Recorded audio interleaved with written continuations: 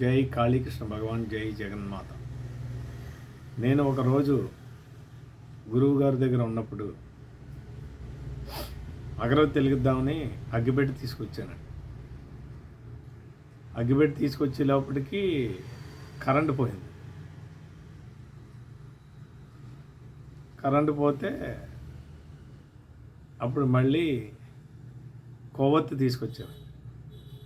ఆ కొవ్వొత్తి వెలిగించి అగ్గిపుల్ల పాడేశానండి. అప్పుడు గురువుగారు అడిగారు, ఇంకా కాలుతుంది కదా, దాన్ని పాడేసేవేంటి, అగరవత్తి వెలిగించవచ్చు కదా అని గురువుగారు అడిగారండి.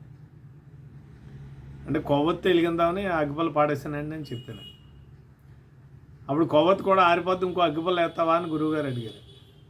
అప్పుడు చెప్పారండి, అగ్గిపుల్ల మనం వేస్తాం కదా, 1-2 వెలిగించవచ్చు దాంతో, అది ఇంకా వెలుగుతుండగానే నేను పాడేశాను కాబట్టి అది ఇంకా కాలుతుంది కదా, దాన్ని ఉపయోగించవచ్చు కదా, అగరబత్తి కూడా వెలిగించవచ్చు కదా అన్నారు.